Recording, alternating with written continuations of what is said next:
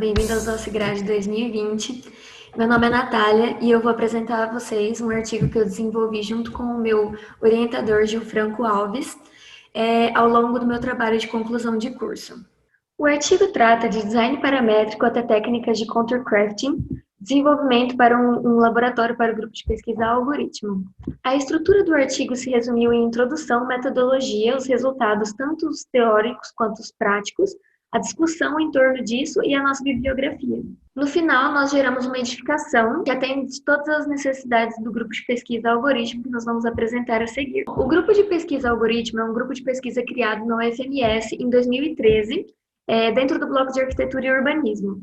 O grupo pesquisa principalmente sobre processo de projeto e uso de meios digitais na linha de pesquisa. Se divide em 3 linhas de pesquisa principais: processo de projeto, processo de comunicação e processo de produção. Existe a demanda para a criação de um local para o grupo de pesquisa, que seja só dele e que atenda todas as suas demandas de projeto. Eu sou pesquisadora no algoritmo desde 2016. Foi através de todo esse background teórico que surgiu a ideia de transformar essa demanda na temática do meu TCC. Bom, a ideia da criação desse espaço físico seria tanto para os pesquisadores de diversas universidades, quanto para pessoas que estivessem passando e também estivessem pesquisando sobre os mesmos assuntos, e também para outras áreas que estivessem interessadas em aprender e se capacitar das mesmas temáticas do grupo de pesquisa. Durante esse projeto, nós focamos no processo por trás das concepções. É uma das temáticas fundamentais do grupo. Os processos de projetos, eles são cheios de erros, acertos, e são percursos não lineares que a gente segue até chegar no ponto final do nosso projeto, onde a gente desmistifica a lenda por trás da genialidade do projetista.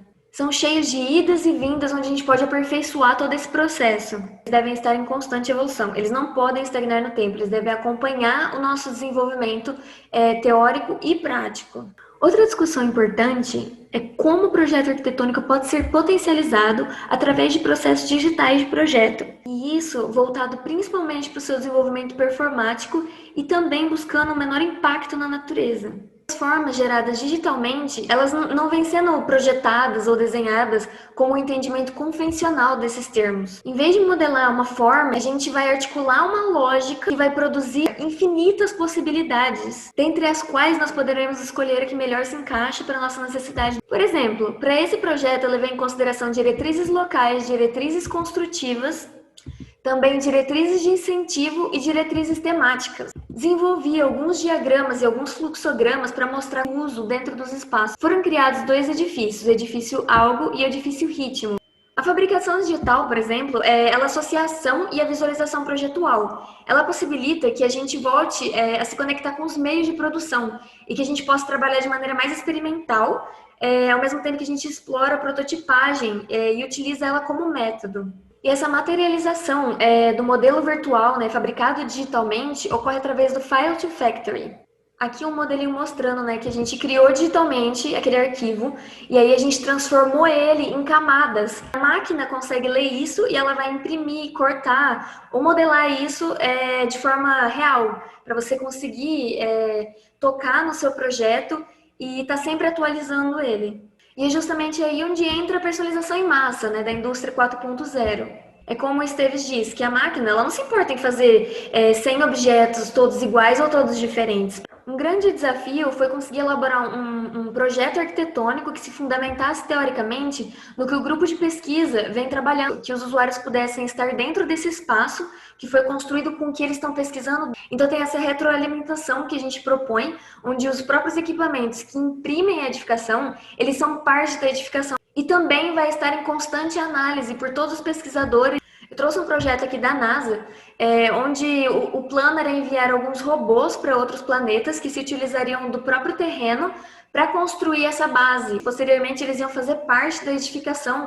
Bom, nesse projeto eu busquei explorar a lógica do metabol. Então, eu projetei a forma, eu projetei a lógica que eu queria abordar e, através disso, o software gerou infinitas possibilidades de exposição do meu edifício. Como, por exemplo, 2 gotas que você observa se aproximando e elas se unem. Aquele momento, antes delas se unirem completamente, como vocês podem ver nessa imagem do meio. Ou podemos comparar também com o processo de mitose, né? Ainda se mantendo nas metáforas biológicas. E fazendo uso dessas tecnologias a nosso favor, a gente consegue ficar com a nossa mente livre para o desenvolvimento criativo em si, e não nos desgastando para gerar essas infinitas possibilidades que a máquina gera num instante. Bom, eu trouxe para vocês aqui o script que eu utilizei, né? Mostrando os number sliders, o ponto central que seria selecionado, e através dele gerei as formas que eu utilizei nesse projeto. Aqui eu trouxe alguns testes que eu fiz que foi gerado automaticamente por esse script. Como já mencionado anteriormente, a técnica construtiva que eu utilizei nesse projeto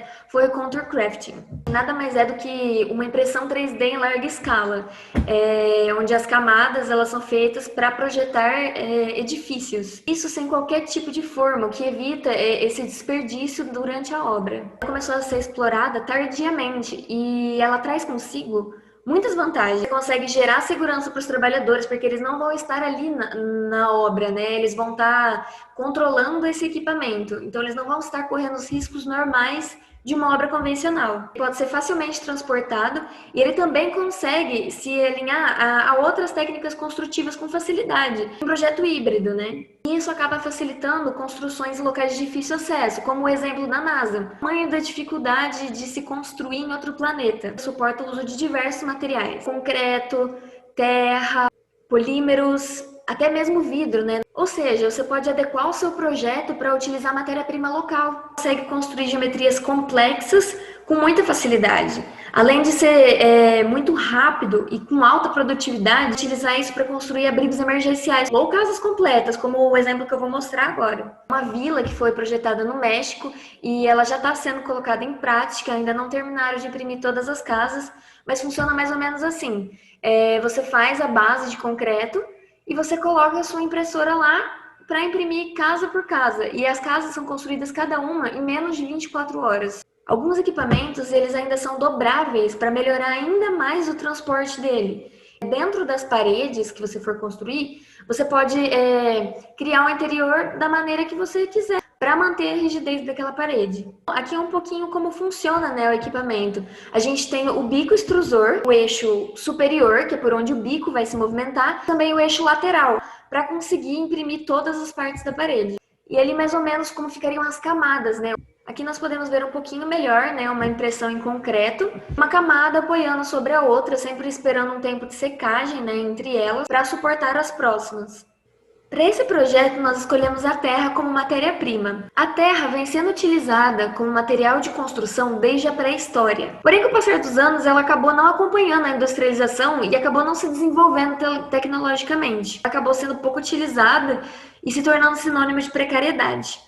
E com a chegada da indústria 4.0, com as suas máquinas, sistemas e processos inteligentes, nesse projeto a gente buscou utilizar o conceito de high-low, onde a gente junta essa técnica pré-histórica, né, que é usar a terra na construção, com os novos equipamentos. E ao integrar esse material tradicional com as tecnologias atuais, a gente acaba ressignificando esse material. Bom, agora eu vou mostrar um pouco dos resultados projetuais. Aqui tem alguns cortes, né, mostrando toda essa passagem livre entre os módulos do edifício. Como podemos ver melhor aqui nesse desenho da estrutura explodida, a gente consegue ver, né, a fundação de concreto e a base também de concreto que a gente tem. Sobre isso, nós temos um piso elevado com uma estrutura por onde vai passar as tubulações, tanto elétricas quanto hidráulicas. E ali a estrutura das paredes possui primeiras camadas impressas em concreto para afastar essa umidade, né, das paredes. Bom, agora eu vou mostrar para vocês um pouquinho mais os resultados visuais do projeto. Normalmente é a parte preferida das pessoas, né, conseguir ver como ficou isso no final. Aqui do lado eu tenho 2 QR Codes com panorâmicas internas e eu tenho alguns vídeos também para vocês darem um tour por dentro da edificação. Aqui é um pouco do visual externo da edificação, com todas essas camadas impressas, essa base de concreto, os caminhos, as pessoas utilizando o espaço, né, a cobertura. Agora um pouquinho do interior, mostrando esse mezanino, ainda os pesquisadores utilizando, né, tem um drone ali, toda essa conexão entre os módulos. E aqui também um pouco das ferramentas que nós guardaríamos depois, após utilizar o equipamento para impressão. E esse mezanino, né, como vocês podem ver embaixo, é uma sala de reunião. e teria essa escada metálica que subiria até um espaço mais tranquilo para os pesquisadores espairecerem. E agora mostrar um pouquinho da abertura da edificação. Bom, isso é tudo. Muito obrigada pela atenção de todos vocês. Especial agradecimento ao FMS, ao Grupo de Pesquisa Algoritmo. E é isso.